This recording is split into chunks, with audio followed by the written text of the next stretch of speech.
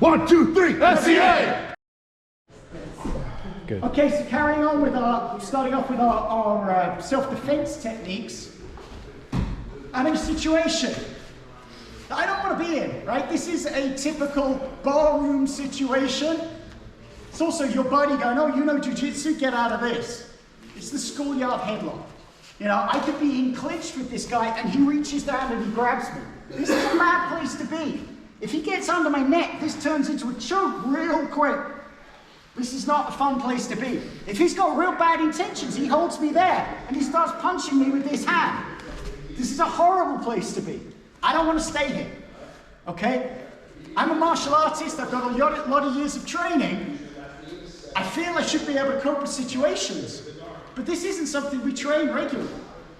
We slap hand, bump fist, let's go. We don't get into this headlock position because headlocks don't work. I've got to be able to escape from these basic situations. So, first things first, as he gets for this headlock, first thing I want to do is, I want to make sure I've got posture. So I drop my hips and I have posture. My hand is going to come up and over his wrist to block this down and make sure he's not choking me. Now, if he is punching me, I'm going to try and get inside. If I can't get inside, I come over the top of this arm. This restricts his ability to swing. He can do little rabbit punches at me. They're not really going to hurt me. I don't want a free swing. My ideal is I want to get in and get to this control point. With my posture, I come under and I lift with my legs, like I'm doing a deadlift or a squat. From here, I've now compromised the position of this shoulder. I can work to the back. I'm now in a great control position. I decide what I want to do from here. I can push him away, or I can get in close and control him.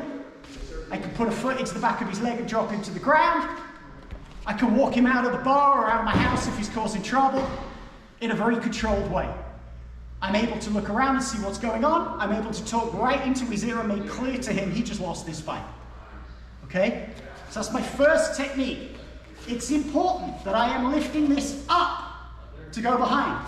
If I get to here and I just try to go behind low, I can get behind him, but that hand is strong.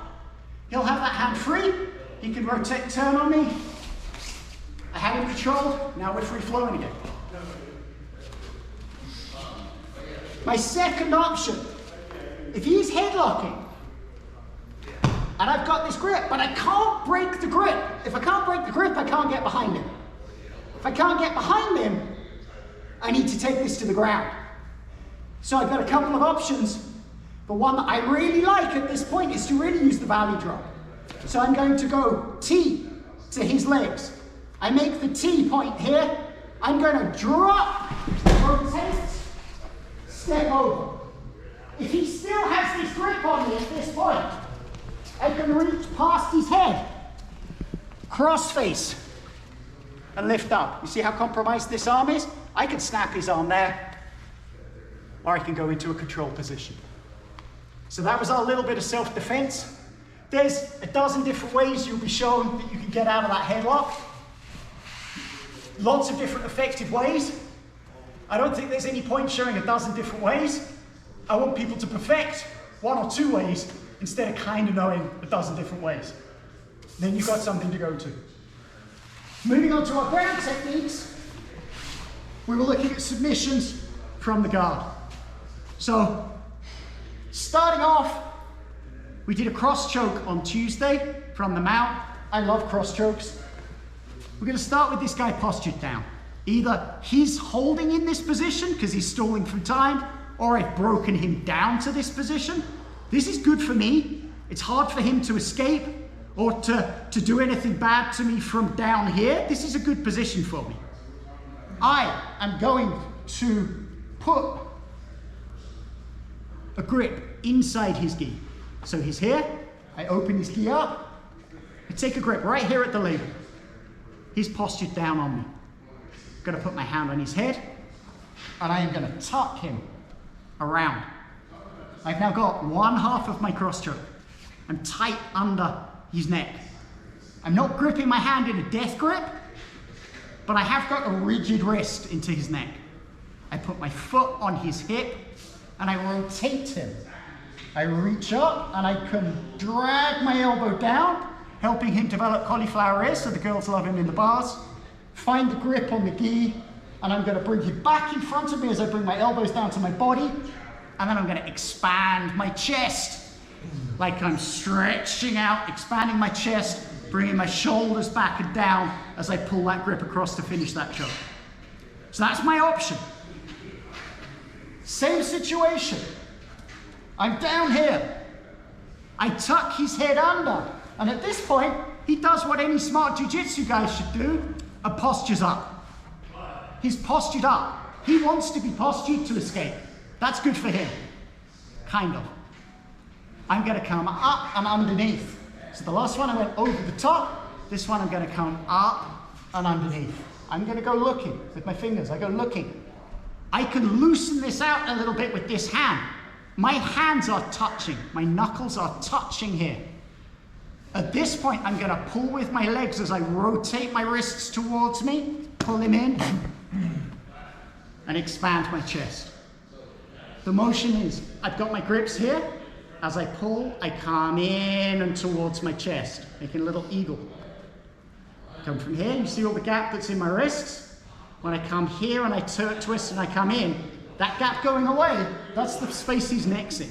That's making this choke tight.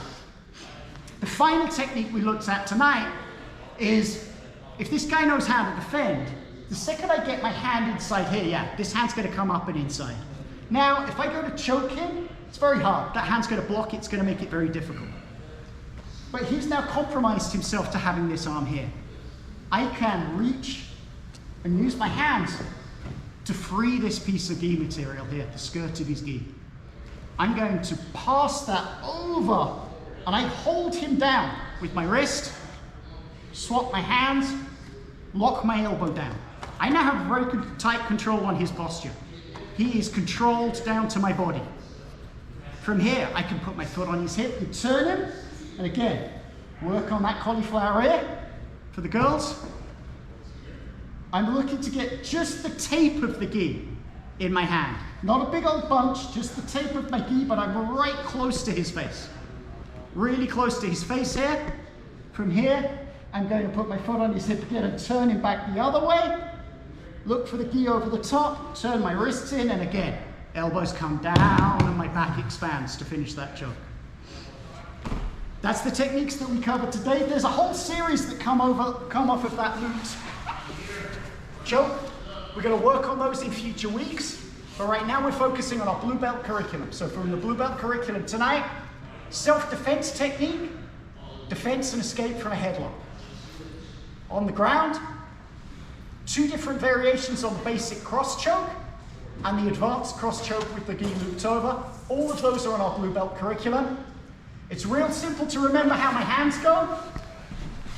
If he is down close to me, my hand has to go over the top because it can't fit underneath.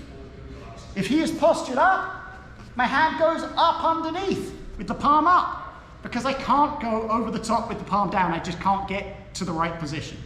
So when he's down, palm down. When he is up, palm up. And that's the way I remember it. It should be pretty logical.